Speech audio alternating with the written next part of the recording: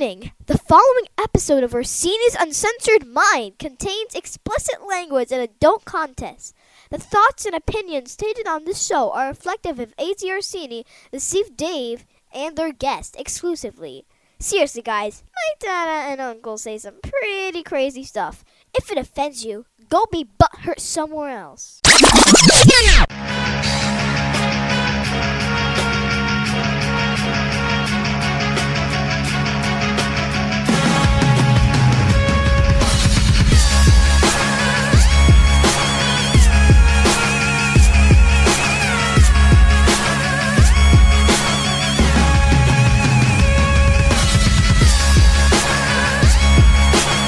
Welcome to Orsini's Uncensored Minds, and now your host, AJ Orsini with Dave. Hey, what's going on, everybody? It's your boy AJ Orsini here with another episode of Orsini's Uncensored Mind, and I gotta be the one to tell you, folks, I'm a little on the disappointed side. Little on the disappointed side. Don't let the question mark fool you.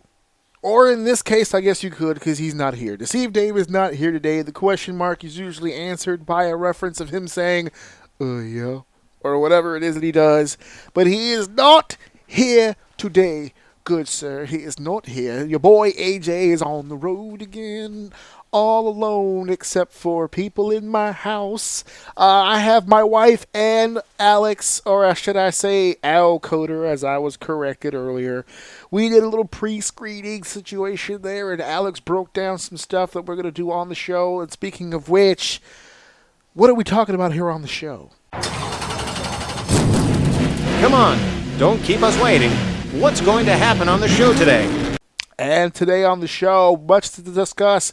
I have some inside knowledge. That's right, I have got some inside knowledge of absolutely nothing important involving the Sabu GCW situation, but that's okay. I don't have anything really to add to it other than the fact that there's a spin I don't think anyone's paying attention to. That's it. Just going to throw that out in the air a little earlier in the show here. After that, you will listen.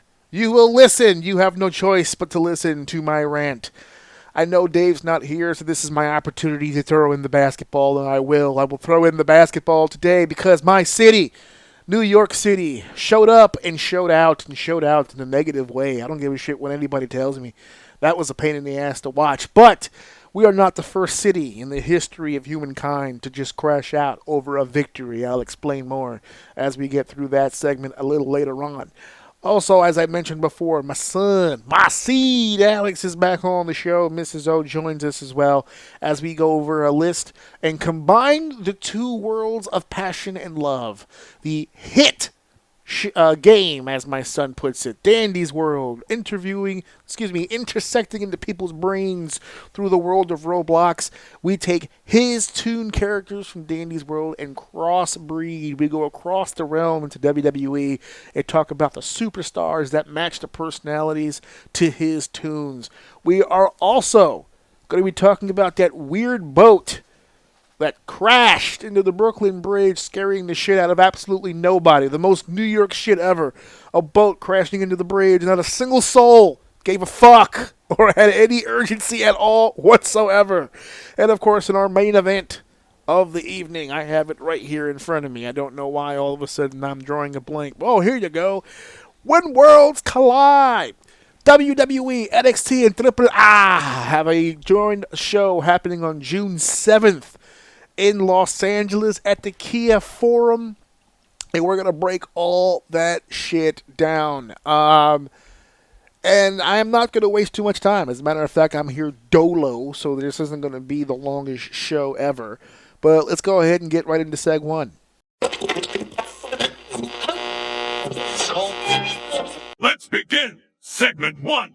We are opening up with my not-so-hot take on everything that's been going down with the controversy involving Game Changer Wrestling and Sabu. Just last week, we did our tribute to the late, great Sabu, the genocidal, homicidal, suicidal, however order that goes. The death-defying Sabu himself passed away Last week, we said our farewells here on the show. We gave the man the ultimate tribute in the 10-bell salute. And to be honest with you, I thought that I was done with that. I don't like to linger on death. I don't like to steer down that negative road for too long. I say my piece and we move forward. Unfortunately, the wrestling world has not moved forward. Now there are actual allegations out there by people, fans of course, who are stating that not only did GCW handle Sabu's final days as poorly as they possibly could, they are saying that GCW is now should be looked at as possibly being at fault for the actual death of Sabu. There are actually people on social media typing into GCW saying, "Why did you kill Sabu?" ? Where do we begin? So first and foremost, I really don't want to divulge too deep into this topic for one major reason, and that is that I have history. I have history with both Joey Janela and Brett Lauderdale, who is the owner, proprietor of GCW Game Changer Wrestling, and neither of them are positive. So anything that I say about the situation, I'm sure will come off as being a hater or having biased due to my negative history with the two of them. No real general on-site heat between the three of us at all whatsoever, but we're not exactly exchanging Christmas cards either. Let me explain. So once upon a time, when I was doing the ring announcer gimmick and doing the commentating deal, I worked for a company in Jersey called Jersey Championship Wrestling. They went through quite a few ownership, changes and movements, and there was a lot of people who worked within JCW who also worked with ICW here in New York, and there was a lot of moving parts, and I got hired to do a couple of their shows, especially for Jersey Championship Wrestling. Jersey Championship Wrestling was the company that was the precursor to GCW. Before they became Game Changer Wrestling, they were Jersey Championship Wrestling, and that's where I reside. We did a couple of shows together. I had a really good time working with the folks there. I don't have to go through the whole rigmarole of who I was responding to or who I was working for. Just know that I was working for Jersey Championship Wrestling. And my history with them was all positive. Didn't really have an issue working with the company. There was a specific show that took place, one of the biggest shows of my career, for no other reason. It's just for networking purposes. I worked a Jersey Championship Wrestling show in Six Flags in New Jersey. I think that's Jackson, New Jersey. We did a Six Flags show, which was awesome because you always used to hear stories back in the day, territory days, of doing wrestling shows in actual amusement parks and carnivals and stuff like that. That's old school spot show wrestling, and I never really got a chance to be a part of any of that back in the day. And so this company did something very similar with the accessibility to Six Flags, and they had themselves a joint show, and I happened to be a part of it. I was brought in originally to be the ring announcer, which I was extremely excited to be the ring announcer in that setting. It just looked cool, man, with the rides and everything behind and the night lights and all that stuff. I was super excited. Plus, there was legend after legend after legend that was going to be on this show. I got a chance to work with Mick Foley, Ricky Steamboat, Ted DiBiase, Jake the Snake Roberts. There was just, you name them, X-Pac. A couple of those guys were actually in the ring. Tommy Dreamer was had a match that night. So I was working with a lot of cool people. Got a chance to network. Got a chance to kick it with a few people. That was actually my first time meeting Tama Tonga. I met him at that event. At that event, he won the Jersey Championship Wrestling heavyweight title, as a matter of fact, beating, I believe, Joey Janela for that championship. And we had a hell of a night, but I was supposed to be the ring announcer. It's the reason why I came to the show. It's the reason why I drove all the way out there, only to find out when I get to the show that I'm being replaced by Larry Legend, which no bones to pick about that. It's Larry, and we had a conversation. Larry thought that it was a little on the distasteful side. They had brought me in for a specific job and also brought him in for that same job without letting either of us know that that was going to be the situation. And for the record, it was the same guy that called me that called him. And yet still. So Larry felt some type of way about it. I felt some type of way about it. But chronologically, I guess that Larry had found out that I was asked first. And that he was brought in after the fact. So we had to sit down, and he basically told me that, you know, if I was cool with it, that he didn't mind sitting out because he didn't feel that it was fair to me. And I'm always that dude who's just like, I want to do what's best for the show. So Larry's the guy at the time. So I told Larry to do it. And in doing that, I guess I impressed somebody, and instead of having me do nothing, they put me on commentary, which wasn't the plan, but I got to do commentary with two of my favorite people on planet Earth. So I, 3-man team, 3-man booth, fuck it. So instead of ring announcing the legends, I actually ended up calling their matches. So it all worked out for everybody. But that was kind of the seed that started the run of maybe I don't want to be associated with people who make those kinds of decisions. And then the decision was kind of made for me because that last ownership that I had worked for, they had pretty much told everybody, hey, we're going to be selling the rights to everything. We're kind of getting out of the wrestling business. We don't know who it's going to go to. But once we sell it, they will make their own decisions as far as their own personnel and blah, blah, blah, blah, blah. If they need you, they'll hit you up. And they just never hit me up again, so I guess I wasn't needed. Turns out I wasn't needed because they had Larry full-time at that point, and they became Game Changer Wrestling, and Brett Lauderdale took over, and it became a whole thing. So I didn't get asked to come over, which was fine. It's a business. This is what happens in business. But at the same time, the guy who bought it, Game Changer Wrestling, which was Brett Lauderdale, we don't exactly have the best history. And the reason for that is, and I don't even know if he remembers it or if he gives a shit. I don't think that he would either way. But before he became the owner of GCW, he was a referee. And we didn't get along. I was the ring announcer for shows. He was the referee for certain matches. And for whatever reason, I rubbed him all kinds of the wrong way. He rubbed me all kinds of the wrong way, and we just didn't, we're not exchanging Christmas cards, sort of thing. So there was no real heat. He's not my kind of dude. I'm not his kind of dude, and we just kind of went about our business. Joey Janela is a completely different story. I worked with him there at JCW, but I worked with him in a million other places. My career and his career were almost interconnected for several years.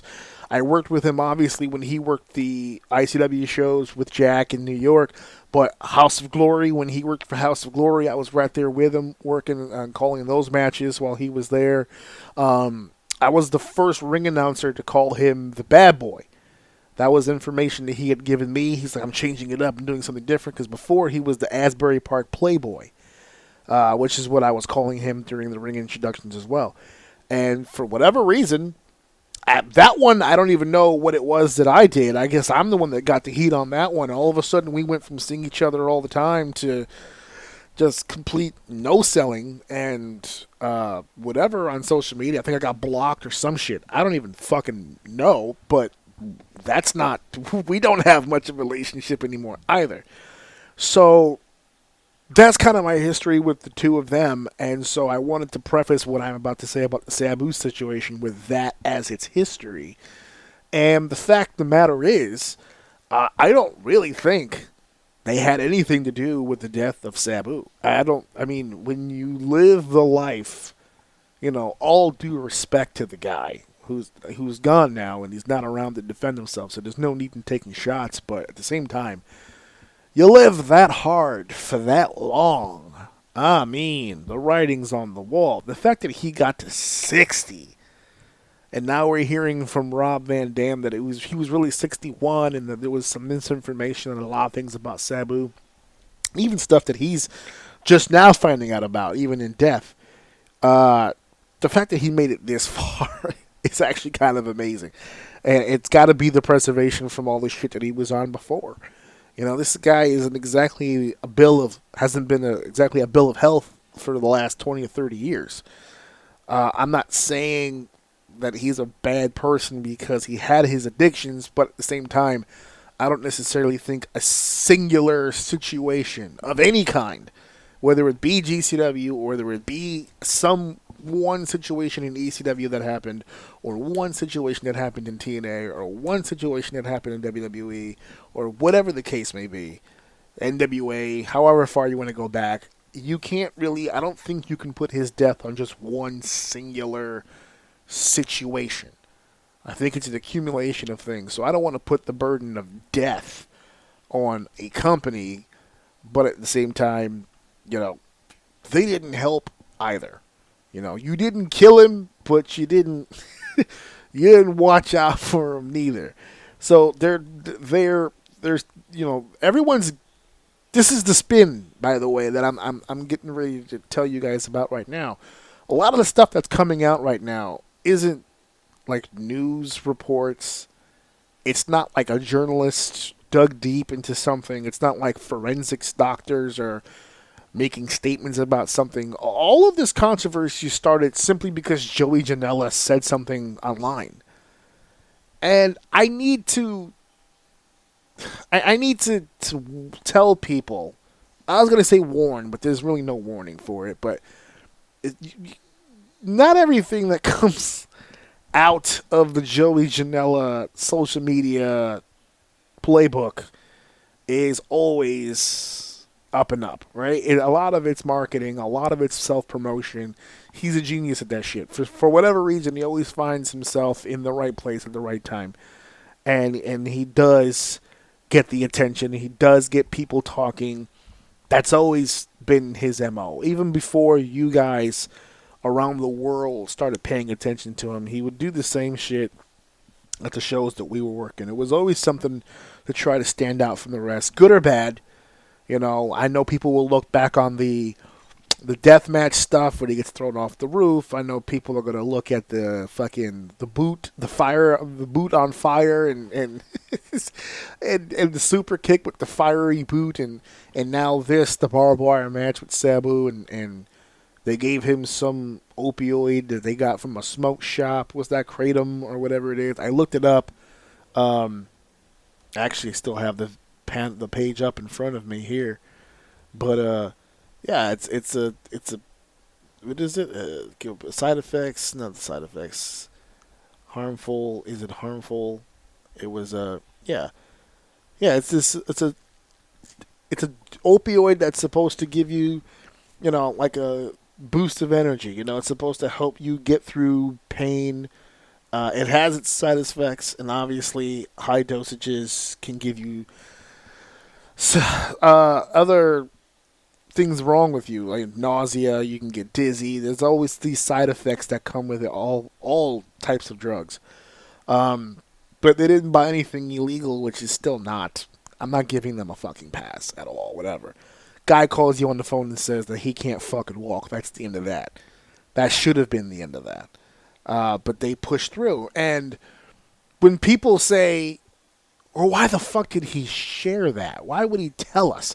Like, nobody asked. He just willfully gave this information about, well, Sabu said that his legs didn't work for whatever reason, and now all of a sudden, he needs something to get out of the bed. His knees are locked up, his legs are locked up, his feet are bleeding, and then people hear that and they go, oh my God, and they still let him perform? Forget made him. The fact that he was in the ring at all, whether he was forced to get in there or if he wanted to willingly go in there. People are saying, well, why don't you call this off? Why don't you do this? Why don't you do that? Joey's response, he's a grown man. He did what he wanted to do. That doesn't really work in this situation because you're in charge of a company. You can very easily tell this grown man, this isn't going to work for us, brother. You can't get out there like that. You're going to hurt yourself. You're going to fucking die. Something's going to happen. But we're basing all this information on the fact that everything that Joey said is the truth. And we don't know that. In all honesty, we don't know that. That's the spin, a different idea, a different way of looking at this that I don't know if people are looking at. And that's that wrestlers embellish. They just do. It's part of the DNA of a professional wrestler to be a showman in telling stories. That sounded to me like the kind of story that people, that the boys tell on the road. That's why when people say, well, why would he even say that? Why would he tell a story about Sabu being physically unable to move and that he takes this drug and all of a sudden now he's Super Sabu all over again. He's in the ring. I think the most quoted thing people said is, that's not the flex that Joey thinks it is. But that's the thing. Joey comes from the old school. He's been around a lot of the older talents, and that is what a lot of the older talents talk about. That's part of the war stories that you always hear about when you hear about wrestlers telling road stories, and that those are the type of stories that you get on the road from the veterans. This one time, I took a pile driver and I felt the disc in my back, just shift over, and I can barely fucking feel my left arm, and my right eye went blind, and my left nut went fucking pins and needles, and my right foot and left foot green, and all this other stuff. But I powered through it, baby. I got through the match because I'm a professional. 15 more minutes on a dumb ball and a dumb foot and a dumb slip disc and all this other stuff. And that's a rite of passage for people, to have the injury or to have the situation take place and then to power through and to get into the ring and have that match. That's the stuff of legend for the people inside the business. That's the stuff that we tell each other all the time and compare the war stories and compare the scars, you know what I'm saying? I always compare it to like military men, right? When military men get together and it's just military men and they got the fire going and the brews are out and they're just chilling by the fucking, by the fire, by the backyard or whatever, that's when you hear the real stories. That's when you hear all that stuff went down and this and forth.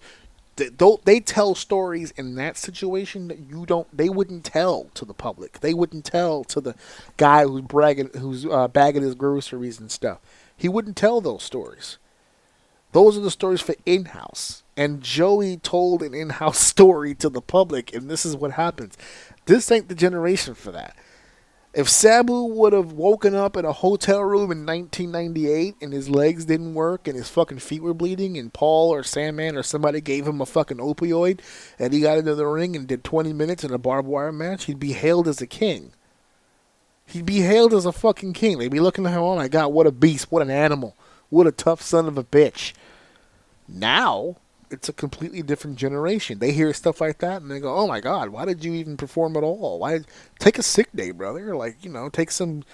Take a me day. Spoil yourself. Treat yourself. Don't do this to yourself. And this is more or less just about knowing your audience. Trust me, Joey knows this. Joey knows this audience today is as soft an audience as there has ever been, and he uses that to his advantage, and he says stuff like this. Am I calling him a liar? Am I saying this didn't happen? No. He could be telling 100% the truth. But the spin that I keep trying to tell people, the other side of things is I wouldn't put it past him if he's embellishing. If there are a few things in here that maybe he's telling a tall tale. I wouldn't even be surprised, not for nothing, if none of this shit happened. I wouldn't be surprised to hear that it was all bullshit. He was doing it for a flex and it just got taken way out of fucking proportion. I wouldn't be surprised at all. So no, I don't hold GCW to any fault to Sabu's death at all whatsoever. Do I agree with getting him medication so that he can wrestle a match? Abso-fucking-lutely not. That should have been the end of that. And even if the replacement, they threw Matt Tremont's name in, Matt Tremont and Joey Janela would have been a dope match. That audience wouldn't have been as happy if it wasn't Sabu, but the match would have still been fire, especially a barbed wire match in front of everybody, that many people, 2,000 plus. I don't think it would have been that crazy. But, I don't think there's winners on any side of this conversation. I don't think Sabu should have took the medication to go in the match. I don't think the promotion should have allowed him in the match in the first place. But I'm also not pissed as a wrestler and as a person who's experienced so many old school traditions of things that you tell me that a guy took a fucking legal opioid to get into the ring and wrestle and perform. I'm not going to put on my surprised face. That's just what the culture was and is to some degree. So I'm not going to put it past anybody else to do whatever it is they need to do. I know myself personally. I don't like being in the ring with people who were inebriated. I don't like being in the ring with people who had a few drinks beforehand, smoked a little weed beforehand. I'm not really a fan of that myself because I don't think that's safe for me. I don't think that's safe for my opponent, and I'm going to put that logic into this. I don't think he should have done any of this. I don't forget the barbed wire even for a second. I don't think I would have had Sabu in there if it was a classic exhibition one-on-one matchup. Not if my legs don't work and my feet are bleeding. There's no need to be in the ring at all. But I'm not stopping a guy either, especially a veteran, a legend like Sabu. He comes to me, I'm ready to go. How are you ready to go? You were just in pain a second ago. It doesn't matter. I got there. I'm ready to go. You want to sell some tickets or not? So, I don't know what I would do as a promoter. I don't know what I would do in that situation. I'm not entirely sure. My gut tells me that I wouldn't let him out there. I understand the fear of, well, we sold this event around this match. I understand that. You invest your time, you invest your money. I get all that. But there's got to be some sort of line. There's got to be a moment where you make the decision that someone's safety is more important than your bottom line. So we have to make time for that. So I'm not opposed to any of the stuff that I'm not opposed to people powering through and trying to get the match going and trying to get past injury. But there are differences. There's different levels of injury. And you really run the risk of doing something worse, especially at the age of 60. At the age of 60, you're pushing. And that's very, very dangerous. I don't even know, to be honest with you, if I'm Joey Janela. I don't even know if I want to be in the ring with an inebriated hardcore wrestler in a barbed wire match. I don't even know, if I'm feeling comfortable with that situation. So I don't think there's any winners on either side. I don't think anybody involved, including Sabu, handled this situation in the best way it could have been handled. But as the bottom line statement, hey, are they responsible for the death of Sabu? Abso-fucking-lutely not. Abso-fucking-lutely not. No way. I'm not going to put that on anybody except Sabu. It was his life that he led. He led it his way. Hopefully when he went, he had a smile on his face. Or at the very least, he was asleep. But I'm not going to put literally the death of a human being on any one specific individual or a team of wrestling bookers that, it was all part of the gimmick, brother, and they just go ahead and just let him die. So, I don't think so. But we're moving on to the next topic now. Next up, segment 2. So I'm sneaking in basketball. I'm going to sneak this shit in. I promise you. It'll be quick. And I'm not even really going to be talking about basketball. I'm going to be talking about what happened after the basketball was played. So I know the majority of the people who listen to my show are not watching basketball. That is fine. I'm not here to judge. I think you're missing out. This has been some fun stuff this year, but no shame in it all whatsoever. I am a native New Yorker. I grew up a New York Knicks fan. Obviously, through the 80s, you can have your hit or miss teams, but obviously also in the 90s, in my youth, Ewing, Oakley, Houston, Xavier McDaniels, John Starks. I mean, we're going down the line. And, I was a big Knicks fan. I loved Jordan, don't get me wrong, but when he came to the Garden, I hated Jordan because he was a Knick killer. He really was. Another team in the 90s that I really grew hating was the Pacers. Rick Smith, Antonio Davis, Reggie Miller, that fucking gang of thugs. That gang of Indiana Pacers that came to the Garden and gave us fucking fits. I hated playing the Pacers because they were just so in your face as a team, man. They really were, and I hated playing that fucking team. And here we go again. All these years later, in 2025, the Eastern Conference Final has been set. The New York Knicks and the Indiana Pacers are in the Eastern Conference Final. They play Game 1 as of this recording. This is Tuesday the 20th, so when this airs, they will be underway with Game 1 of the Eastern Conference Finals. Now, again, we're talking about basketball teams, but we're not really talking about basketball. What we're talking about is the fans. Not just of basketball, but for any sport, because I've seen this for several sports. But when the Knicks game was over and the Knicks beat the Celtics, it was at the Garden, so all the New Yorkers were there doing what they do, being New Yorkers, ignorant as fuck, and proud of it. I'm a proud, ignorant New Yorker, so don't you worry about it.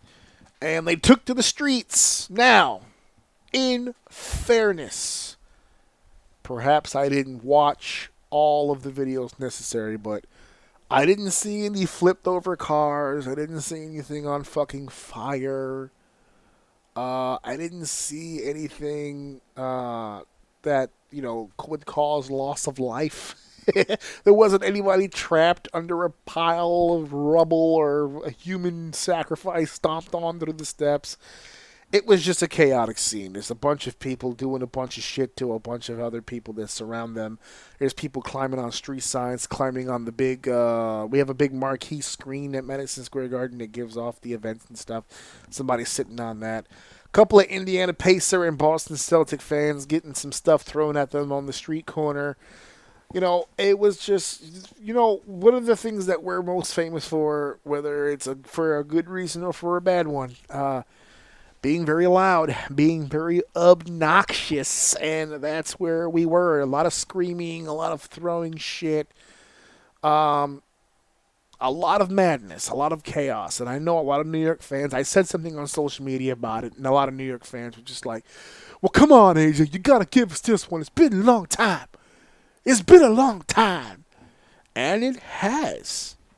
I'm not going to sit here and tell you that I'm not excited to see the New York Knicks have an opportunity. The last time the New York Knicks were in the Eastern Conference Finals was the 1999-2000 season, where they were defeated by the Indiana Pacers in the 2000 Eastern Conference Final. So this is a rematch, 25 years in the making. This is a rematch between the Knicks and the Pacers. And yes, it's been a long time. It's been a drought. Haven't won a championship since the 70s. Haven't been in the Eastern Conference Finals since, like I just said, the 2000 season, 25 years ago. So I get it. There's some energy. There's some excitement. But Jesus Christ, you look like a fucking idiot on TV when you do some of the shit you do. And I'm taking my own town to task. And I just said 2 seconds ago, I didn't even think it was that egregious. I was just literally, I wasn't disgusted by it. Because again, I'm going to give you some examples of the ones that I'm disgusted by. This wasn't one of them. I wasn't disgusted with my city at all. Just disappointed. We didn't win shit yet. It's the second fucking round. You're excited to get into the Eastern Conference Final. Why can't you be excited that we won the Eastern Conference Final? Don't get, overly excited for the second round. Let's act like we want to win more, like we're supposed to win more. Okay, we got past the Pistons in the first round. The Pistons were a rough and tough tumble team, but we got past them. We weren't really supposed to beat the Celtics, but we kind of got over. I know people are going to say, well, you lost Jason Tatum, that's why you won the series. We were already ahead in the series when he dropped. We took 2 in Boston. They got us on that third game. You're going to. It's a momentum shift thing.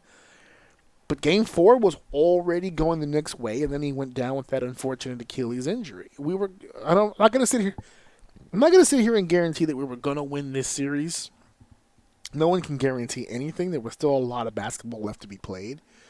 But we were already doing well, and the loss of Jason Tatum just kind of cemented that it was going to be a thing. I know people say, well, they're just as good without Jason because Brown steps up and this person and that.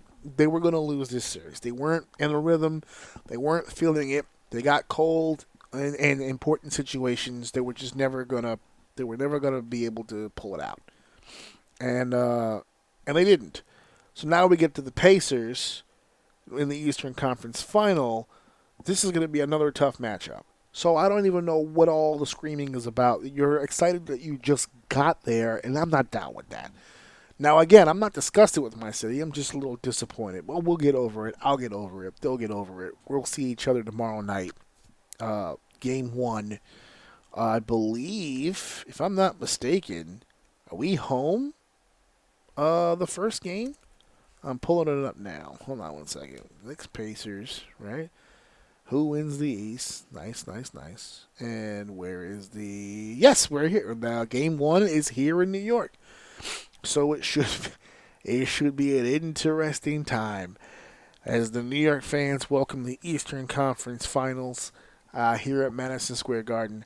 And the fans in general, this is not the first time that the fans have gone banana over sports wins. I mean, Philly just won the Super Bowl back in February, and they were determined to burn that city to the fucking ground. There was a civilian riding horses, and I was saying before about flipped cars, shit on fire. It was a massive scene. What was it the cop said? It was a chokehold of people through the streets of Philadelphia. And I've been to Philly a bunch of times. Those are not big streets. But also, that's a very passionate town for fucking sports. I've been to a lot of big cities in the country. Philly, Boston, Dallas, Los Angeles, Orlando, I guess you can count. I haven't really made my way to Miami yet. I'm not a single man. I've got no business in Miami. But I've been to a lot of sports towns. I'm waiting to go to Chicago. I have yet to go to Chicago. That's on my bucket list. I'm going to Chicago at some point. And I'm going to be headed to Canada very soon. More news on that coming up. But I've been in a lot of sports towns, and there's a lot of passion when it comes to the sports. But the burning shit and the destruction of property and the flipping of fucking cars, I don't get it. I personally don't understand it. What does that have to do with anything? Why do people feel the need to have to go that goddamn far with literally any of it? I don't get it. I don't understand. But not, to each his own is not really up to me to fucking decide. So we as a people here in New York, we can be better than this. And there's a couple of other towns. I remember hearing once, I think was it Denver? Denver almost basically set off a fucking bomb in the middle of the city. Like, there was this whole ordeal when they won their last Super Bowl with, I think it was the Peyton Manning run, where they just flipped the fucking town completely upside down, just destroyed all kinds of shit. It was crazy. And it's happened a few fucking times. I'm not comparing the two, but to add to the hysteria and the push of things when it comes to massive, exciting hysteria, the scene on, I guess it's basketball courts, and it used to happen in college. So this is school, like university student body and shit like that. When the game was over and the crowd rushes the court. They used to do it in college football, too. They would rush the field when the game was over. They hop the barricades, they hop the rails, and the field and the court just get filled to the brim with people. It's a mass of bodies and people just bumping into each other and causing injuries. I don't get it. I don't get it. I don't understand the hysteria of it. That would make me crazy annoyed to just be in the presence of that. That kind of mass hysteria. It would bug the fuck out of me. I would never be able to do that shit or be a part of it or even want to be around it. The screaming and the yelling of oh my God. Listen, when my team wins, you see the excitement on my face. I might let out a little bit of noise. I might get a little excited, just you know what I'm saying, like really getting into it. Sports fan, I'm a sports fan, always have been. But you're not gonna see me fucking like the videos of people punching their TVs and shit like that. Like that, you look goofy. You look goofy when you do that. When you punch with those people, and most of those videos, by the way, folks, they're fake, right? They were getting rid of that TV anyway. And a lot of people, they break the TV. It's for the views and for the clicks. A lot of people. very few times is it authentic where they just get so upset they punch a fucking TV for real. So yeah, that's not going to be a whole thing at all for people. Excuse me, not a whole thing for people. It's not going to be a whole thing for me. You're never going to hear a situation, AJ got pissed so he punched the fucking TV screen.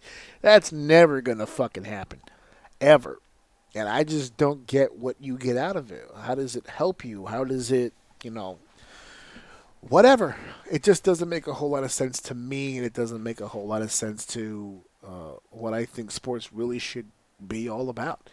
You're living vicariously through these people. You're winning and you're losing and you're dying and you're living by the sound of the buzzer and the whole shebang.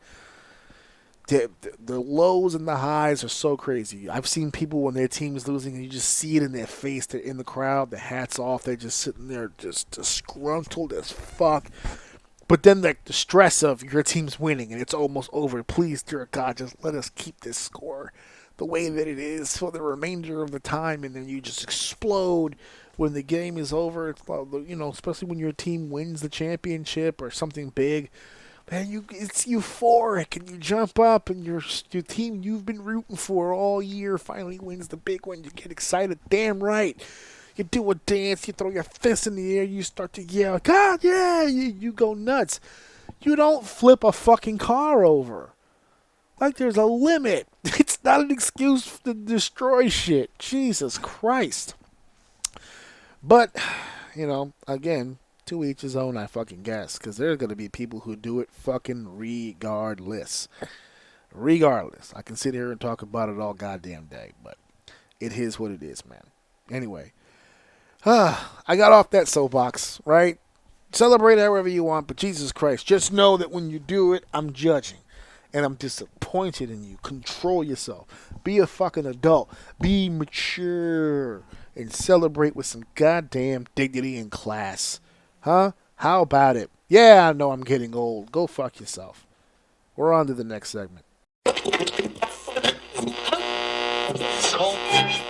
It's time for segment 3. Hey guys, we're back with our next segment. And of course, the fam is with me. I told you guys. It's there's no deception today here on the show. He's home taking care of family business, but I got my family here with me yet again. Mrs. O is here. Little O, Alex is here. Say hi, Alex. Al Coder is in the house. I'm so sorry. Al Coder is in the house. Just call me Alex. I would introduce myself as Al Coder. That's fine. My brother took me to the same task when I kept calling him Dave, and then he emailed me and go, call me Deception. Deceive Dave. Oh my God. So yes, and Mom's here. My transition Say hi, worked. Mom. My transition worked. Hi, Mom. You have it positioned perfectly, actually, because your volume is way up. So you should be good to go. Why is my transition working? Okay. So we are here for this particular segment. You are back again with a whole new list. Is that correct? A whole new PowerPoint. A whole new Google Slides. He made a list for us today. What is your list about today? About the hit Roblox game Dandy's World, comparing a Toon, which is a playable character in Dandy's World, to a WWE wrestler based on colors, personality, and etc.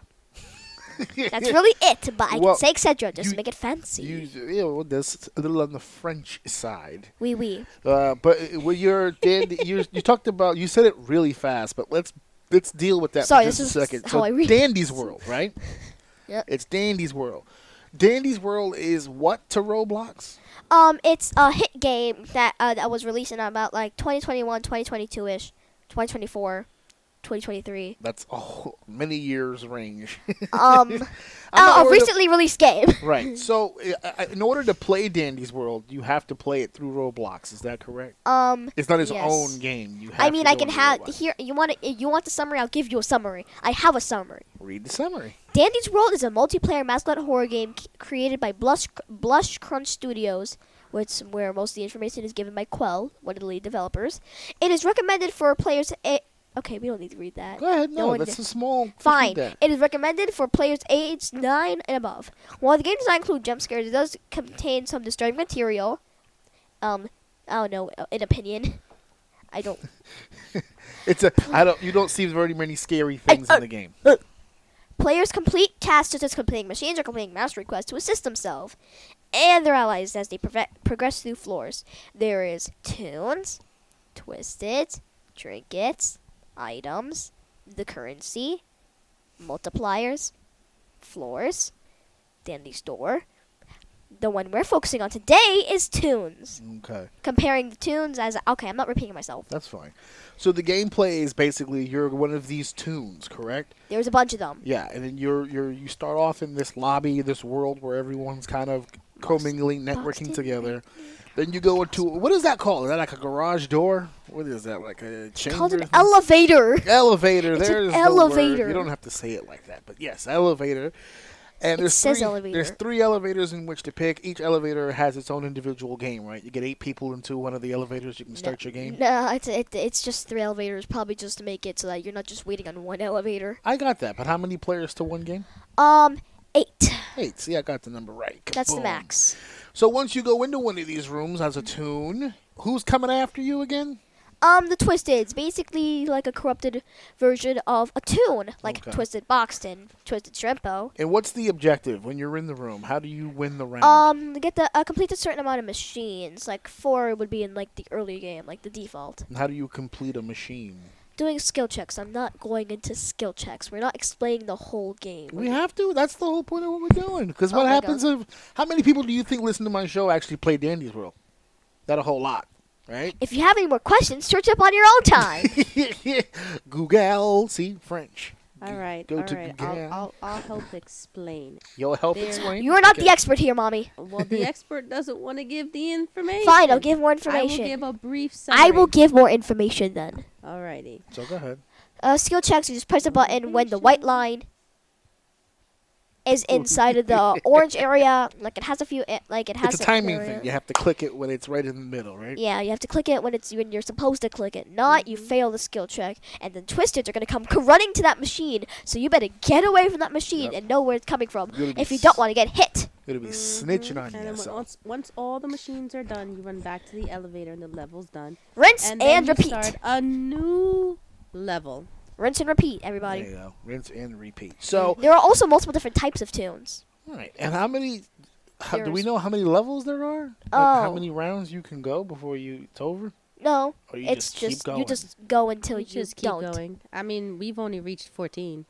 What's the highest? You have. Yeah. What's I've the, gone to 18. Oh, he's What's gone the to highest 18. number you've seen?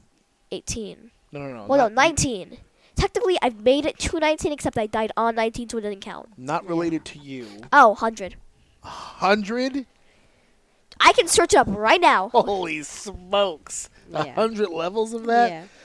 I've But got... you start off with 2 popular characters, and then as you collect research through each level, you unlock other characters. And you have to do other tasks, too, to unlock other characters. So there's a lot of unlockable characters you can get throughout the game.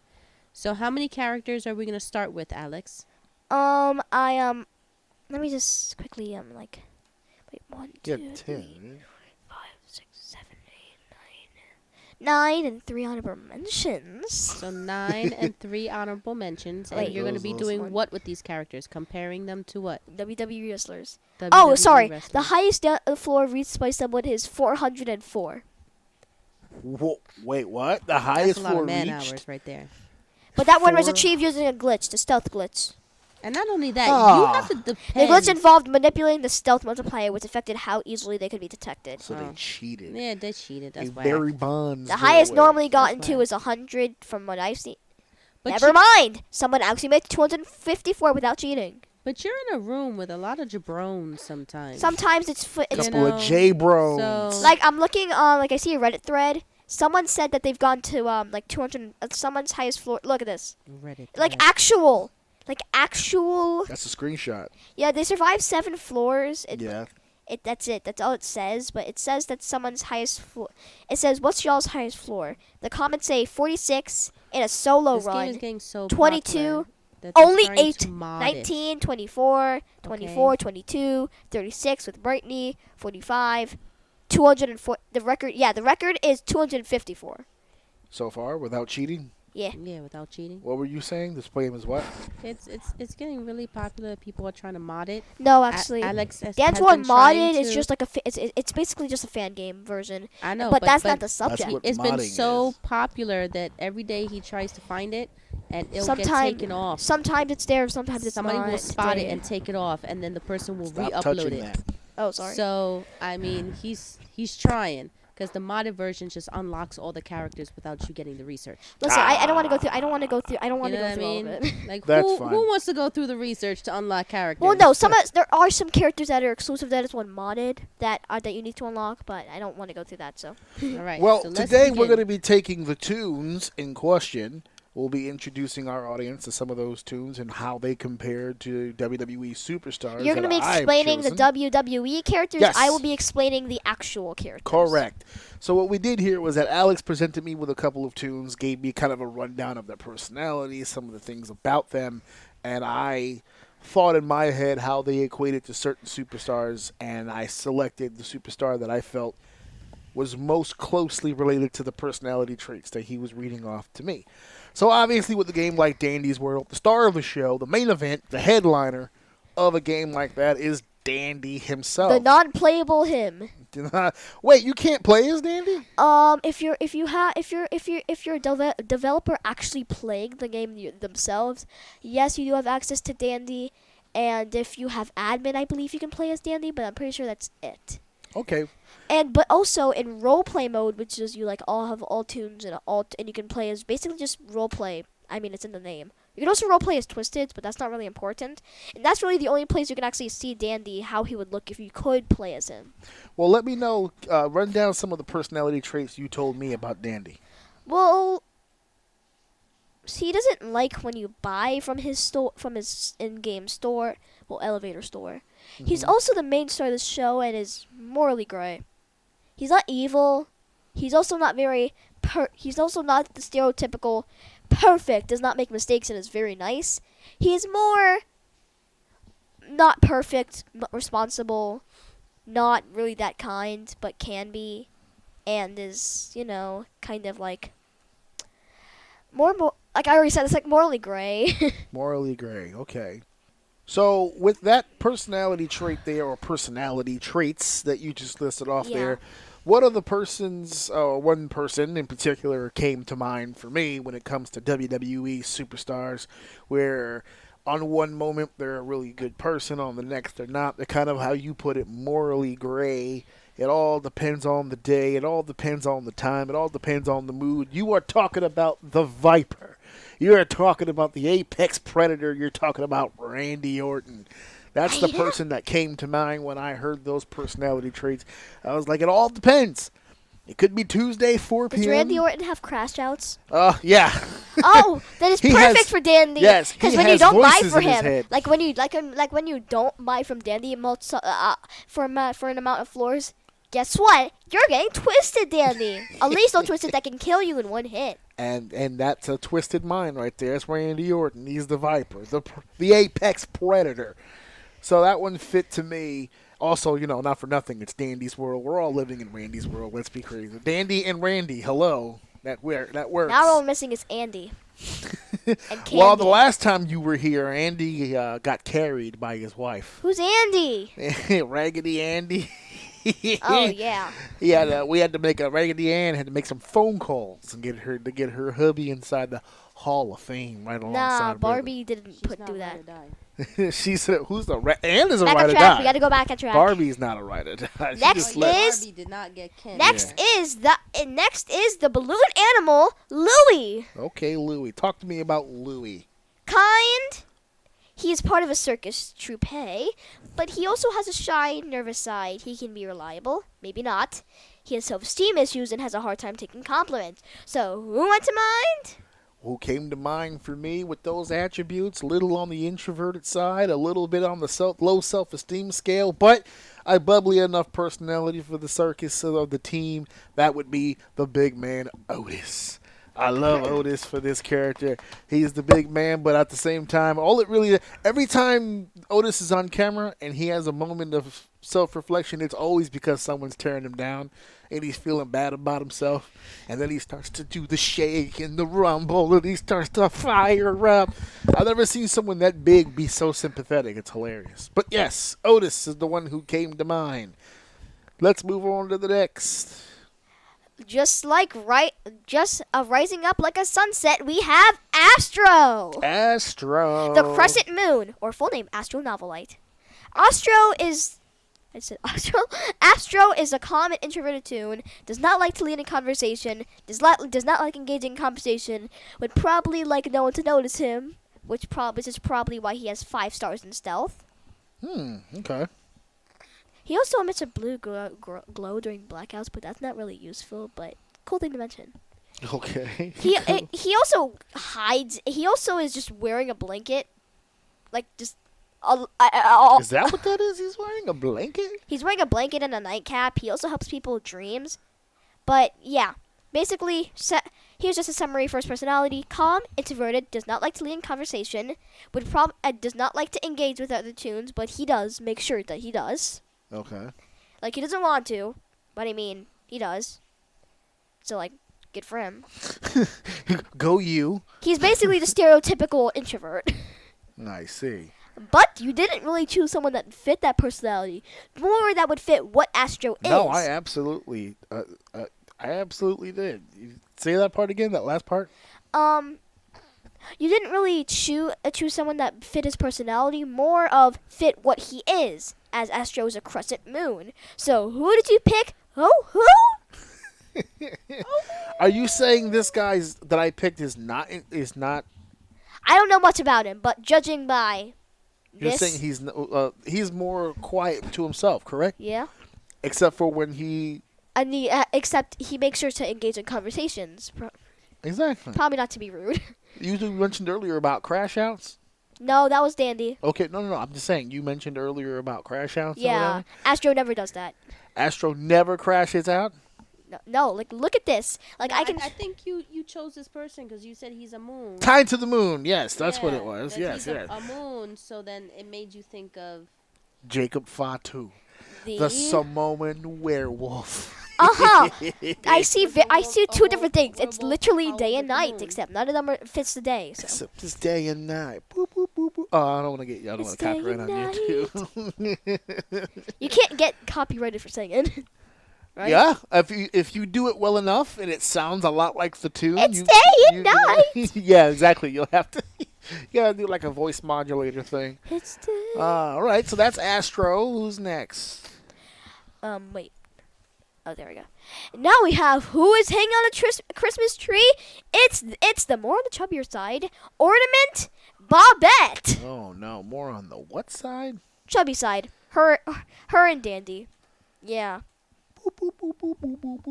Bobette is a red ornament who wears a bright green Christmas sweater and is the main tune of the holiday event.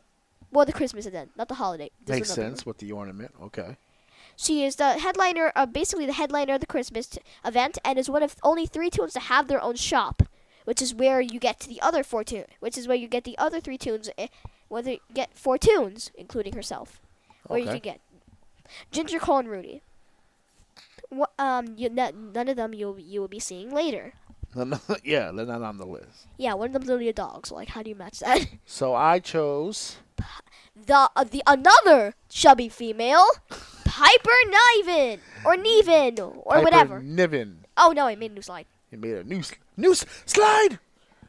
Piper Niven. I went with our own Scottish ornament that travels throughout the road with Chelsea Green, the leader of the Secret Hervis. Obviously, not just because of the rotundness, but for the personality as well. I thought the personality traits were pretty close together. She's jolly too. So who we got next? Well, take it back and whack the pinata, for it is Yada. Oh, you made that sound like The Price is Right. Oh, I was like, yeah, I don't want to get copyright. You gotta augment the voice a little bit, little off key. So what's up with Yada Yada? Yeah. Yada can be described just by her information card, which every toon has. Okay. Yada's just really sums up her entire personality. Like, I'm not joking. When you hear this, you're going to realize, yeah, I'm pretty sure you're going to know this. Okay. Yada's information card says, Yada is a fun-loving, candy-eating pinata acrobat. She is always there for her two closest friends, Blot and Louie, Blot not being even released. Together, the three come with fun ideas to perform. Fun acts to perform. Okay. And the person that And she is also a part of Louie's circus troupe. Having Louie, Yada, and Blot. Blot not being released, so he's obviously not on the list, and obviously wasn't put into consideration. And I chose Alexa Bliss. better. For two reasons. The color scheme is almost identical. Well, yeah. Well, I only really see the pink in this picture, but Yada is pink, blue, and yellow. Well, actually, I'll have the picture on the video for people to look at. But the color scheme of Yada, she has gear matching that exact color scheme and with the pigtails. Not the pigtails, too. Yeah. Another reason I liked her for that is because you were saying before about being an acrobat, being acrobatic. Alexa Bliss's in-ring style is very acrobatic. She's a former cheerleader. So she Makes does sense. a lot of that stuff. Yada would fit a cheerleader role. She would. So yeah, I'm on the money here, man. I'm doing a great job. Go ahead, continue, please. Oh, so you know about dinosaurs, right? Well, that's what Shelly starts every conversation with, as Shelly is the forgotten one, the one that always talks about in a very extroverted tune, whose ability literally reflects that, as her ability is literally just called inspiration. I see. And she boosts other people by words. So by words. she's extroverted. She may overdo talking about her interests, like so many times that people just kind of ignore her, and people just forget her. Like literally, you want to know what Dandy says about her when you first get her? Shelly? Oh, okay. Oh, okay. Whatevs. All right, and who did I compare Shelly to? Zelina Vega. Zelina Vega. I'm going to get heat for that one, but that's okay. That's all right. I'm fine with that. Because Zelina Vega, up until she just won the United States Championship, she was also the forgotten one. And also spouts. Now, this particular character has a thing with dinosaurs. Zelina Vega is more of a gamer. She's more into the gaming stuff, and that's kind of all she talks about. So it's kind of a similar personality, just fixating on the one thing over and over just and over. talking about that one thing. All the time. There you go. So that was my selection there. Ready for the next person? I'm ready, baby. Time for this butterfly to fly into a cup of milk as its flight. The very overprotective, caring, and friendly, again, overprotective of his sister, Flutter, who can't talk. Flight can't fly, and Flutter always flies.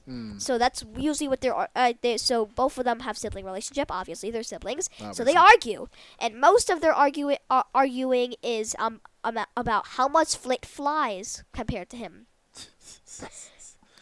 He frequently checks on other tunes to make sure they're okay. Very caring, very friendly, very overprotective. Who is somehow more overprotective than Sprout, whose ability is literally called overprotective. Okay. And this is why I said ready for this butterfly to go into a pot of milk, as he was compared to Rey Mysterio. Rey Mysterio. Or who I call Da Milk. Da Milk. Because when I first called him, his colors was blue. When I first saw him, his colors were blue and white, the color of a milk carton. Now, Flight doesn't fly anymore. Did he used to fly at some point? No, he can. He just doesn't do it as much. Oh, yeah. Just like Rey Mysterio. He used to fly. Well, to be fair, he doesn't really have wings unlike Flight. Also, Flight, I think, still has all of his knees.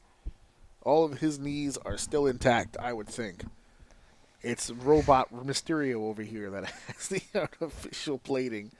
To be fair, Flight doesn't have arms, so. Yeah, well, same over here. Ready for the next person?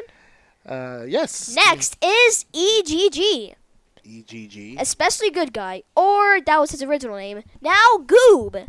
Goob. Here's Goob's entire personality.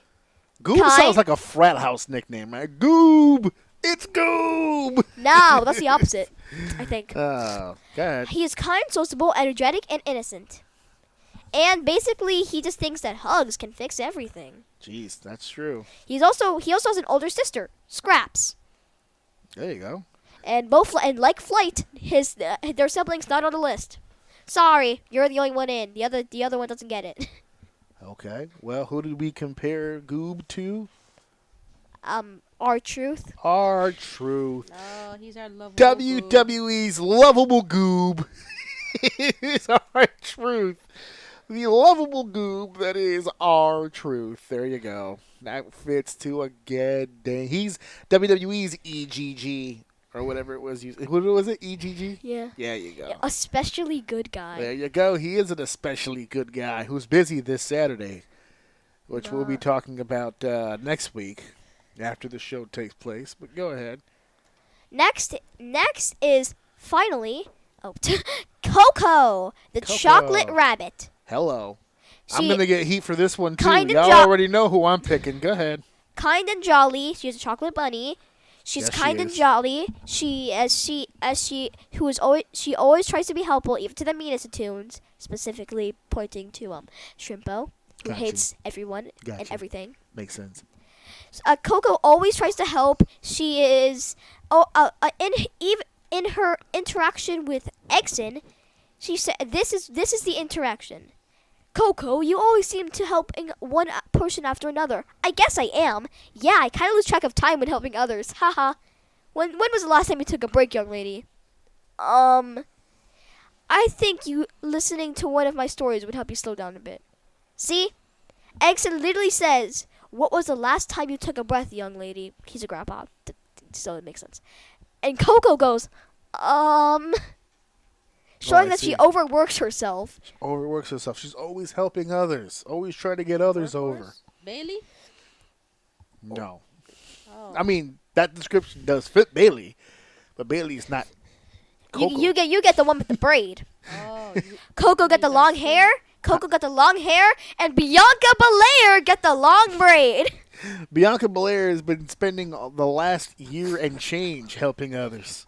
She's getting everybody over. Jade Cargill, Naomi. Let's get Io on there. Come on, who else can we get over? Everyone get over on Bianca Belair. That's why she's injured right now. She hurt her hand carrying everybody for the last almost 2 years. So who are your honorable mentions, young man? Gigi was considered the greedy as she is, hoarder as she is. Poppy, I mean she's a starter tune, but I mean Boxton wasn't even put into consideration. Yeah, sure. And Scraps. I mean, we have to at least have one of the siblings, and she still didn't make it. But I did ask you who about Shy and Introverted just out of consideration. Bassie. Oh yeah. You The did mention a little while ago about Bassie. Yeah, what's up with Bassie? I didn't mention about Bassie. I just asked, was there like a shy, introverted, and doesn't really like attention? Yeah, and who did we compare her to? I just asked. I said I was just asking out of curiosity. You got really close to spelling that last name correctly. You just got one extra word and extra letter in there. Natalia Neidhart. Neidhart. Get Neidhart. rid of that. There you go. Boo. Yeah. Old Grandma Natty. Abuelita. Out here. Crashing out on people. Damn good list, boy. Damn fine I actually list. have one idea. Okay. So, comparing to Connie the Ghost. Before Connie was even added, she was going to be added, and then the original creator of that, Connie did something bad. We're not going to talk about that. Okay. But it was literally said. Too soon to talk about? Is that what It was literally said that she would probably be snarky. She is charismatic, mischievous, snarky, tends to lie about her achievements, teasing, pranking, bored easily bored easily. I mean, thinking of this makes me think of one person, which might match Flight's match. As in, I think Dominic Mysterio might fit Connie. Brr, brr, brr, brr. had to throw in Dirty Dom in there. Come on, you're a Dirty Dom fan. Everyone knows it. No, I like the milk better. No, you like Dad better. Don't let him hear you say that. The grape is worse. You know, Dominic's already the greatest living Mysterio of all time. See? Also, Connie can come invisible, which lets her ear drop. And you can clearly see this in her interaction with Astro. Connie, your chats with Dandy are boring. Astro? Boring. What? Connie? Yeah, I stuck around for one while being invisible. Astro? Connie says, what? All you talked about was the past episode. Astro said, alright, sorry. Alrighty. Well, thanks for the list. Thank you for coming on again and helping me out. I do have another one work in progress. Thank you so much. I'm not going to reveal that, but it will be similar to the last what I did. You're talking about another list that you made. Yeah. It'll be similar to the one I did last time I was here. I'll let you figure that out for yourself. Oh, very similar to that. Okay, don't spoil it now for him. Don't spoil it. Segment 4 is finally here. So I don't know if you guys saw out there, but we had a boating accident. We had a boating accident here in New York. This is going to be a short one because I don't really have all the information on this one, but it's local to me, so, why not talk about it a little bit? It had some very eerie similarities to another situation, and we'll get into that. But there was a boat, a Mexican military training boat, which for some reason had a bunch of crew members, strapped to the mast.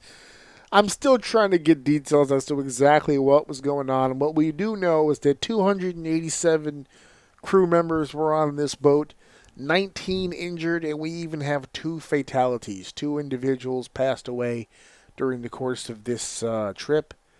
And they were on some sort of peace-seeking, tour. They came here to put on some sort of performance or something for the people. And they had just power failure across the board.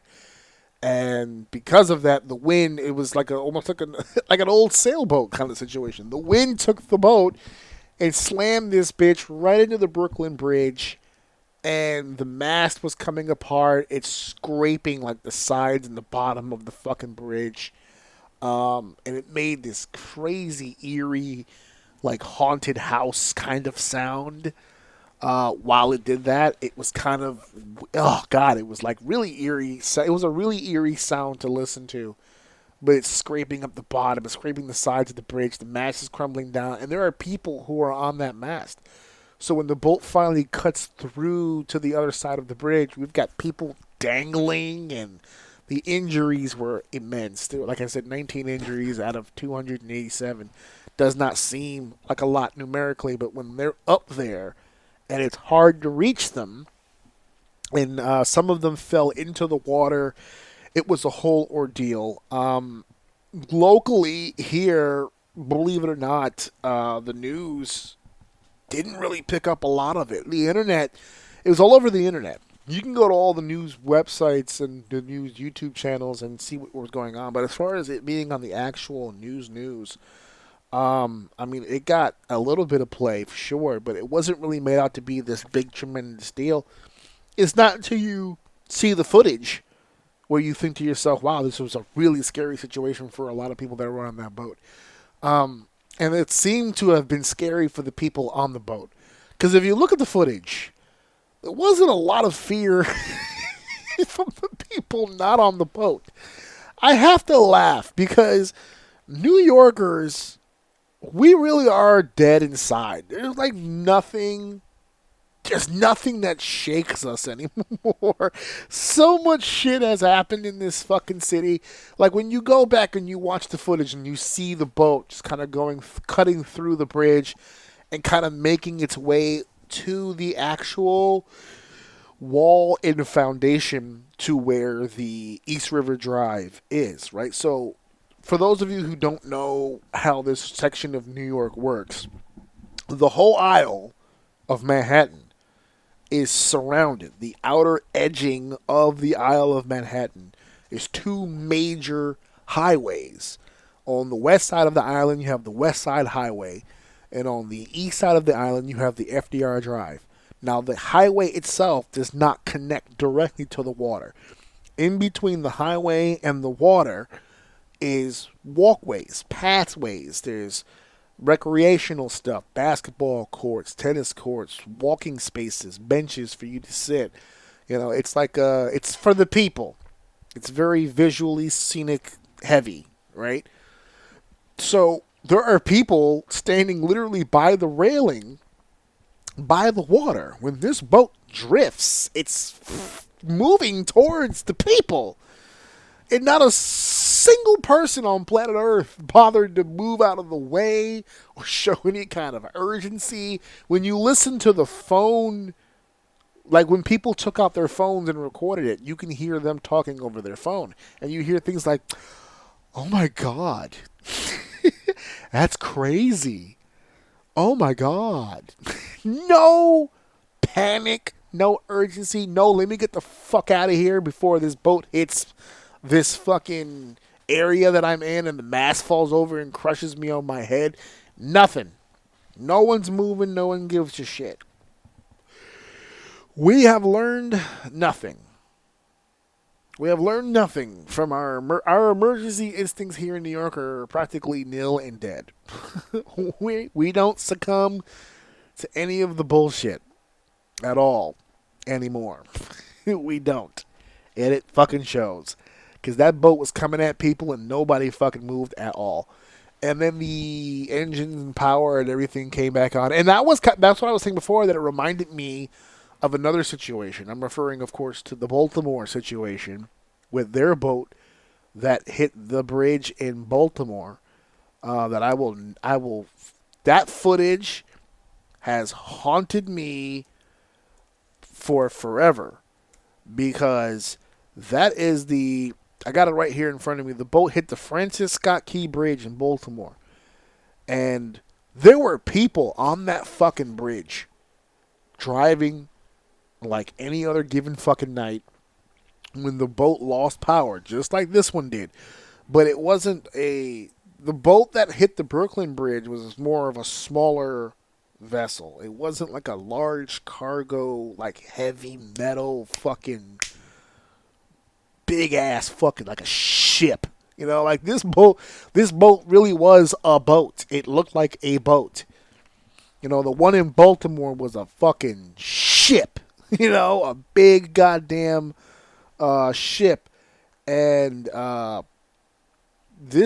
boat and we talked about it on the show when it happened, but the Francis Scott Key Bridge took a massive hit when the boat lost power and drifted into the column that was holding it up and fucking smashed right into it, and the bridge collapsed with fucking cars and everything on it. Fucking scary, brutal shit.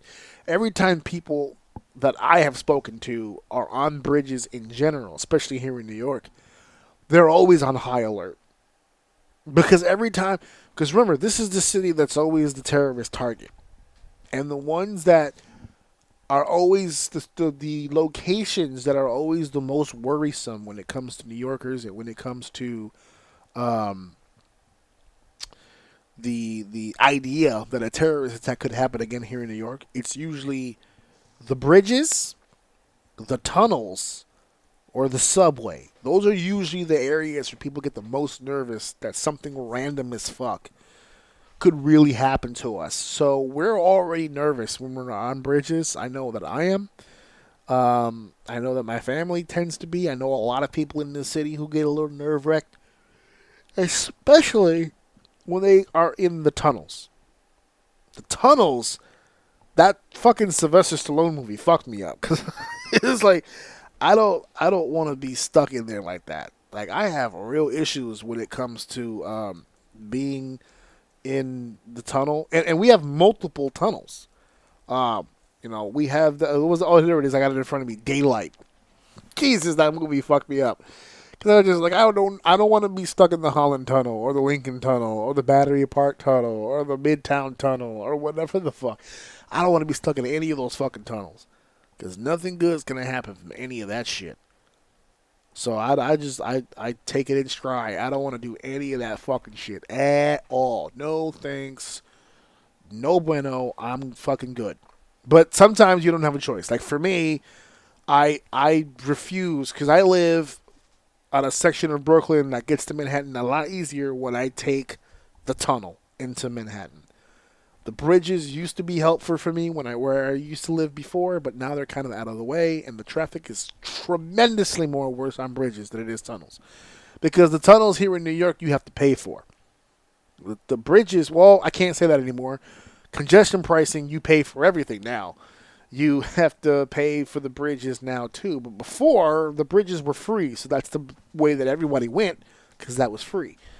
The tunnel you have to pay for, so it was always less traffic, but traffic nonetheless. And you're in that tunnel with no signal.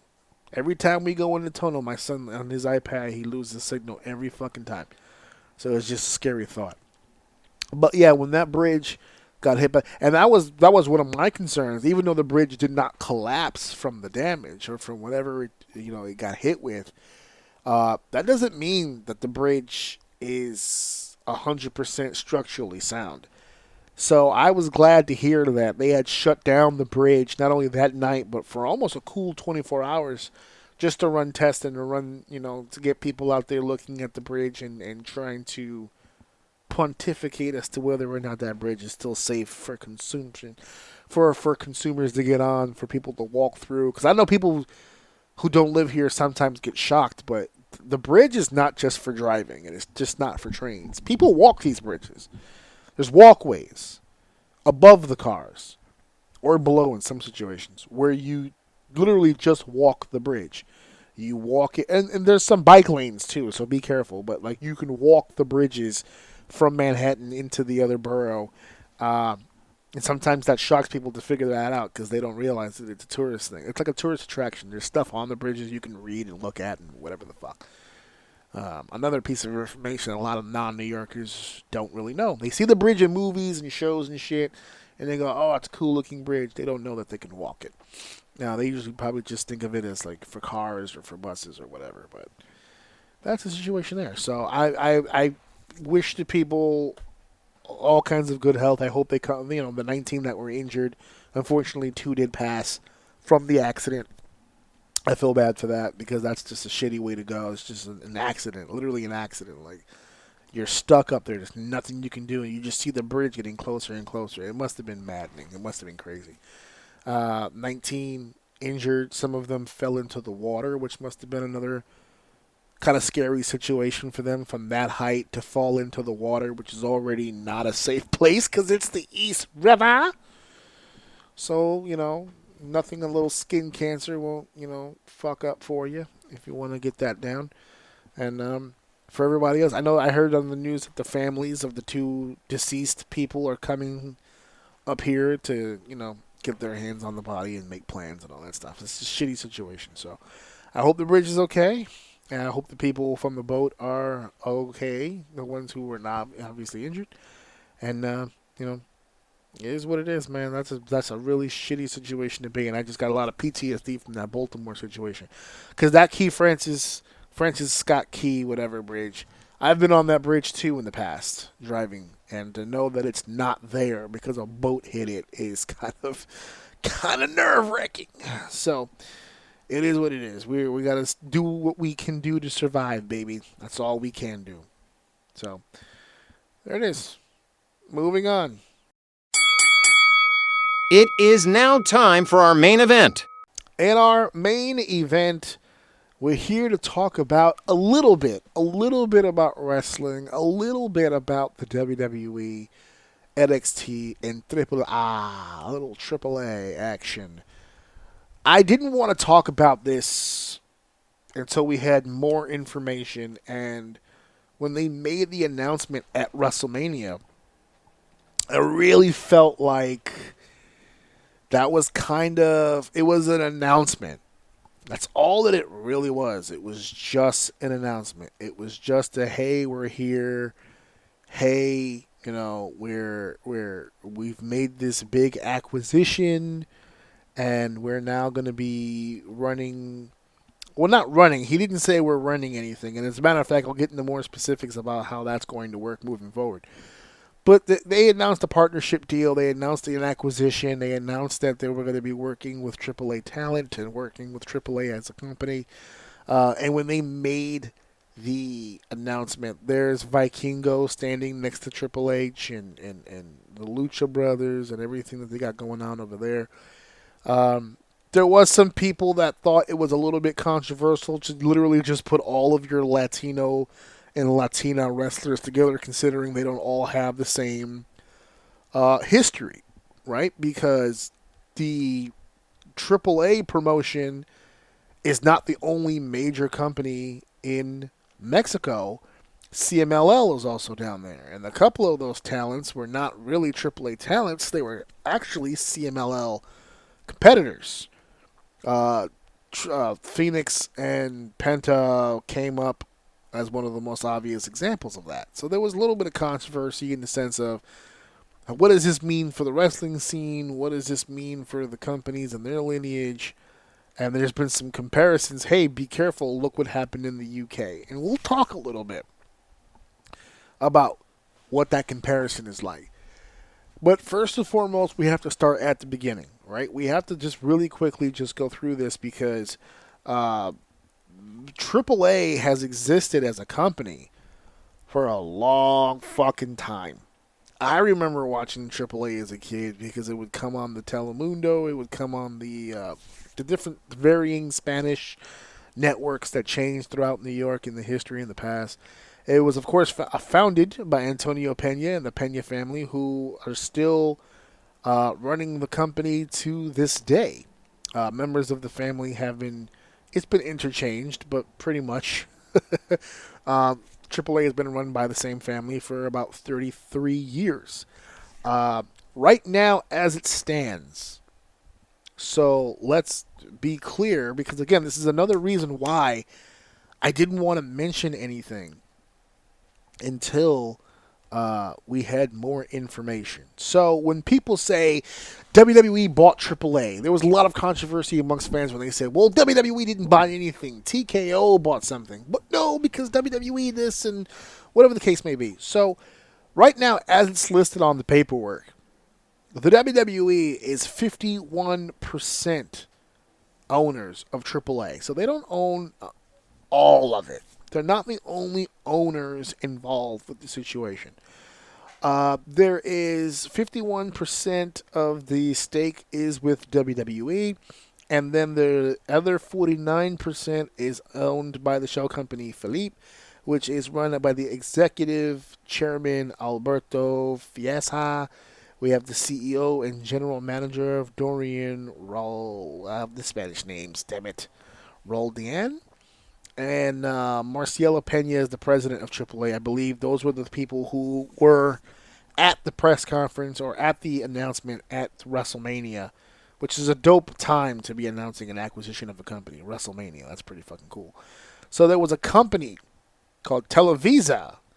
It's a Mexican telecommunications and broadcasting company, a major Latin American mass media corporation. It often presents itself as the largest producer of Spanish language content, and they housed AAA on their network and was the owner predominantly. From 1992 to about 1995, they had the Pena family come in and run the company, but they were predominantly the owners for those 3 years. In 1995, the Pena family stepped up and purchased the company from the network, and they have been the holders of that title as far as owning the company, the Pena and Roldania family, from 1995 to 2025. So that is a 30-year run as the owners and proprietors of Lucha Libre AAA up until now, where WWE Nick Khan is actually listed as one of the key people, president of WWE, which is helping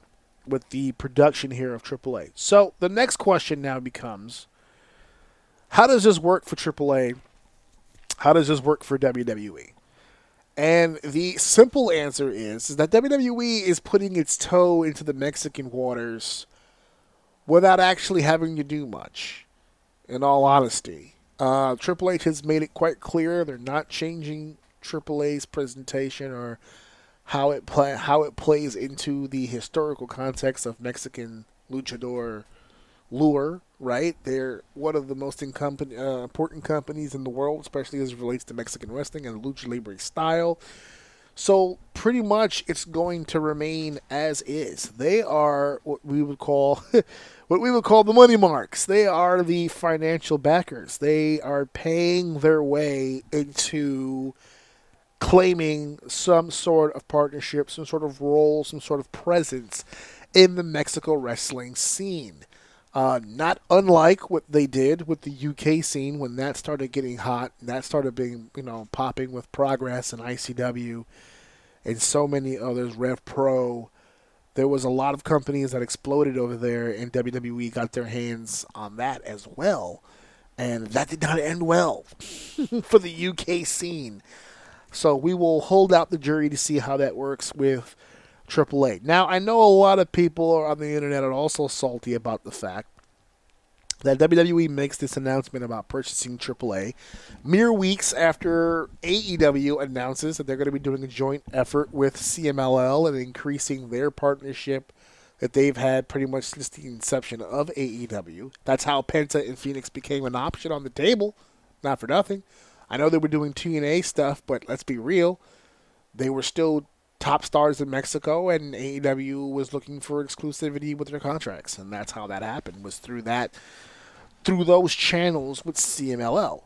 So the question now becomes here, will WWE be putting their fingers in the pot? Well, as of right now, the answer to that question is no. That's what we're learning now, that they're going to do their thing, and they're going to allow them to do that thing, and they're just going to have their input wherever they can, and we'll see what happens. What we do know for sure is that former TNA, now current, well, not now, he's been there for a few years now, WWE producer Jeremy Borash will be working in sync, so to speak, with the folks over at AAA. He'll be more of the liaison. I don't think they're going to give him any kind of veto power or anything like that. I think the Pena family and everybody's going to still run their company the way that they've always run it. But WWE will have controlling stake, which means, hey, everyone sleeps in the house, but there's only one person who owns the house, right? It's just one person whose name is on the lease. In this case, there's two names on the lease, but one's predominant and the other one's a co-lease. So it's, they've made it quite clear that that's going to be the situation, and that's fine. I don't think if Triple H didn't want that to be the situation, it wouldn't be the situation. You get what I'm saying? So I believe it was Latin Lover, who is not president. What was his role again? Dang it. It was right in front of me before. And now I don't have it anymore. But the creative team, for as far as the storylines and the booking, the administrative powers behind the scenes, everything seems to be staying exactly the way that it was. They're just going to be basically essentially funding it and doing their best to promote and get the names out there. Hence the reason for the Worlds Collide show, which is coming up June 7th. Worlds Collide. This is the second, technically, Worlds Collide show for AAA. WWE kind of borrowed the name for a little bit because originally the Worlds Collide show, right? Let me see it right here. When Worlds Collide. That was a joint effort show between AAA, obviously. They had WCW talent on the show. They had IWC on the show. They had ECW talent on the show. It really was a joint effort between several talents, and it truly was the worlds colliding. It really was. It was something special. It was something new. 1994, right before the big push of the Attitude Era. So, they weren't that many eyes outside of Mexico watching AAA. But they had this major card in 1994. Tag match, 6-man tag, 6-man tag, 2 out of 3 falls. And then the steel cage, they hot-shot it. It was all gimmick. As a matter of fact, I was going to tell Dave Dave's not on it. He wanted to see a AAA match, and there's no better time than before Worlds Collide. And one of these matches, longest match on the card, 22 minutes, it was the 2 out of 3 falls. Lucha de Apuestas, Mask versus Hair. It was a tag team match. Octagon and El Hijo del Santo would put their masks on the line against La Pareja del Terror, Art Bar and Eddie Guerrero. And they had a classic matchup at Worlds Collide. I won't spoil the ending because I think that'll be our next watch along. I'll inform Dave when he comes back on the show. We'll do that match as the watch along. That is a classic matchup. I had everybody talking. Rey Mysterio, by the way, was on this card on the losing end. Fuerza Guerrera, Madonna's boyfriend, and Psychosis defeated Rey Mysterio Jr. and Harry Metal and Latin Lover in a 6-man tag in the second match of the evening. And so they're bringing this back. Like I said before, WWE had, I guess they had some sort of rights to the name because of WCW's interaction, and WCW, obviously they bought everything when it came to WCW. And they've done some Worlds Collide pay-per-views with NXT and NXT UK, and then they've done it with where all the brands met. So there was like Raw, SmackDown, NXT. So they've had some situations like that. This is the first time where the worlds will genuinely collide between WWE, NXT, and AAA. They will have a show preceding the Money in the Bank pay-per-view, which is funny because this show is going to be in Inglewood, California, at the Kia Forum. That's going to be where Worlds collide. That's where that's going to be. And then Money in the Bank is going to be same night, right after, at 7, also in Inglewood, but it'll be in the Intuit Dome, which is the same place where they had the Netflix Raw, which was a really cool, that was a really cool venue.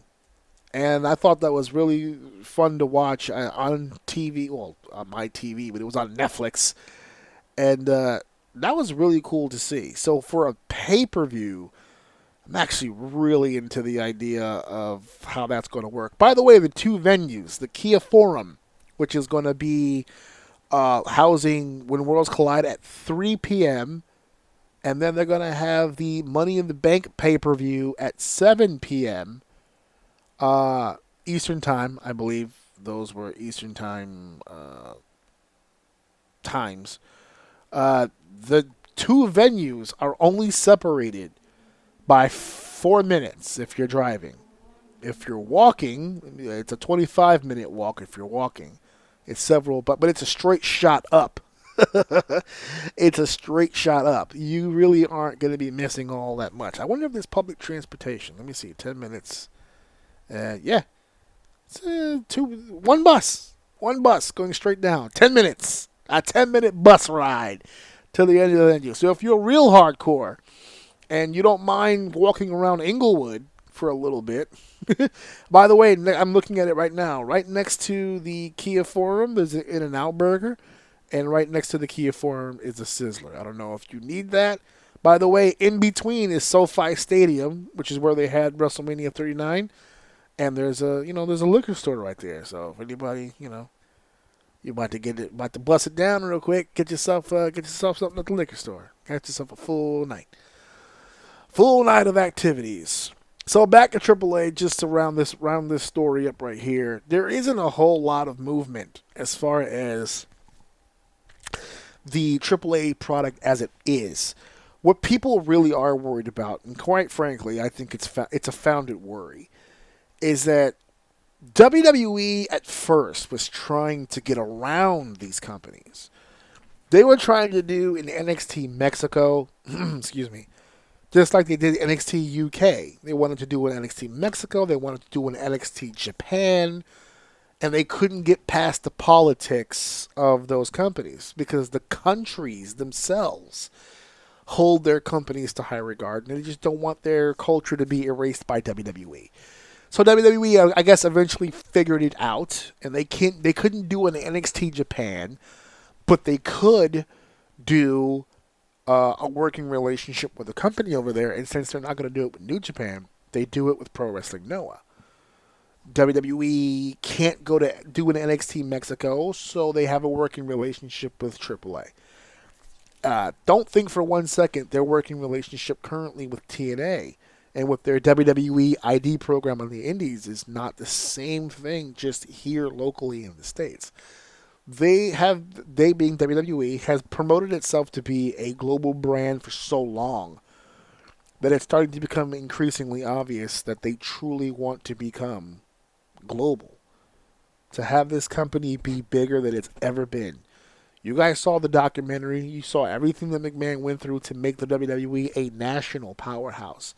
Now they're turning it into a level of becoming a global powerhouse. And that's going to change a lot of things. It just is.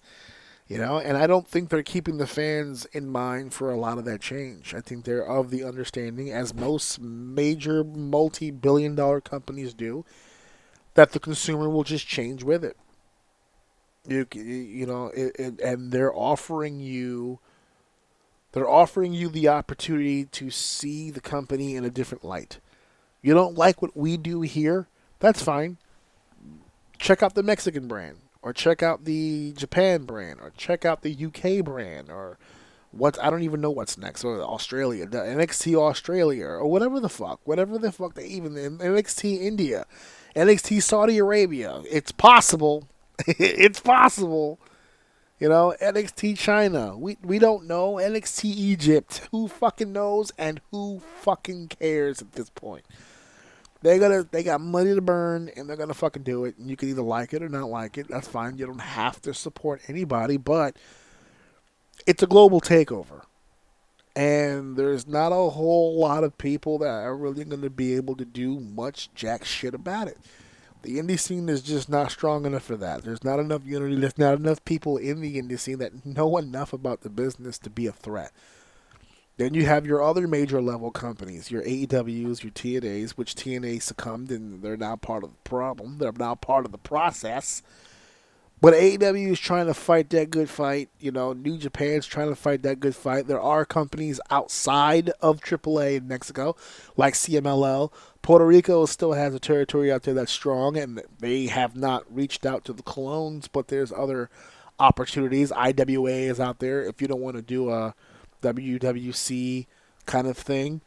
And there's an alternative to everything, which is my point. Even in the UK, right? Like WWE had a working relationship with ICW, but they didn't really have a relationship with Progress. They worked somewhat, but not fully. It wasn't really there yet. Rev Pro, they have other options in different places. There's places in Germany that are doing really well. Obviously, the China scene is still kind of developing. It's not. They have athletes there and they're doing cool shit, but it's not as organized or as strong as, say, like the Japanese market. So there are other options. There was a quote that I saw the other day that I wanted to bring up here on the show, and I'll bring it up now since we're getting to the end of this. But they said that if all you watch is WWE, then you're a WWE fan. You're not really a pro wrestling fan, because a pro wrestling fan would watch, all of it, or for the most part would mix it up and do different things. I disagree with that. I don't think you need to be up on all of the wrestling to be a wrestling fan. Because as I've said before, not all wrestling is good wrestling. Just like when they say, support your local indie. I only support my local indie if it's an indie worth supporting. I don't just support any local indie. Some of these people are really fucking stupid and don't know what they're doing, and they're wasting their time and they're disrespecting the business. Some of them just are. And I know the boys aren't going to say it because they're looking for a payday, but I don't need the money. I'll go ahead and I'll tell you the truth. There's a lot of people in the independent scene that don't know what they're doing. And they're using and abusing people every single day. So it's not really a situation that's worth, busting your head over, but a lot of concern from people about Triple H's purchase. Oh my God, this is going to change everything, and it's just going to make they're going to include their stuff, and the jury's still out, right? They may tell you right now, no, we're going to leave it the way that it is. We're going to let them rock. We're going to be behind the scenes, making moves. They could be full of shit. June 7th could be the beginning of a full-on hostile takeover, and they just tell the Pena family and everybody else to go fuck themselves. It's our company now. And at best, maybe they get them to sell the remaining portion of their stock. Because remember, they're only 51% owner of the shares. There's 49 other percent out there, which is not majority, but it's still a good fucking chunk. There's only 2% really separating the two worlds. So, AAA has. I'm sure they're excited as fuck to be able to have an opportunity to get the promotional rub that they're going to get from doing this event with WWE. But for the most part, I think the success really lies with AAA going back to its roots and just relying on itself. I know that the money is great. They're going to be able to pay a lot of talent, which is another issue I forgot to bring up. The talent. Because a lot of people, oh my God, they signed Alberto El Patron or whatever back. They didn't sign him back. It's a crossover contract. He's the champion. Now, there's an ideology that he won't be champion for long. I mean, just because he's champion doesn't mean they have to have him on June 7th, but it would be weird to not have their champion at the show on June 7th. So they're probably either going to have him drop the belt or, just have him live out that suspension because he's still suspended from the fan thing. Or at least I think he is. They did say 6 months. So we'll see if they stick to it. But as under that umbrella, he's still there. He should still technically be suspended. I don't think they need to write him in to June 7th. But with his history and his past, this is the kind of shit we're going to be running into. WWE is going to have to vet who these people really fucking are. We don't want any Invader number 2 situations. We don't want people who we don't know coming into our locker rooms all of a sudden and becoming a real issue. So we'll have to see. All of it's still tentative. The only reason I brought it up this week is because more information came out that made it worthy enough to be talking about now. But we're not really going to have a clue as to what this is going to look like until June 7th. I have a pitch to end this whole segment as far as AAA goes. One of the ambassadors for AAA moving forward will be Rey Mysterio, an original member of the Worlds Collide pay-per-view, and he used to be on the AAA roster full-time way back when. If we absolutely have to drop the belt get the belt off of El Patron, I'm not entirely opposed. Opposed. I don't know what I just said. I think it's imposed. Opposed to him dropping it to Rey. I mean, what a tip of the cap. What a way to get the people behind this merger than to give them their legend back. And look, Rey Mysterio, who, by the way, was at the time was a cruiserweight. He was a lightweight. He was not anywhere near the main event when he was a AAA star originally. And all these years later, the maturity, the resume, the experience, former world's heavyweight champion in the biggest company in the world, it ain't gonna hurt nobody's feelings to put the AAA heavyweight title on Rey Mysterio. And I don't even think you give him a long run, to be honest with you.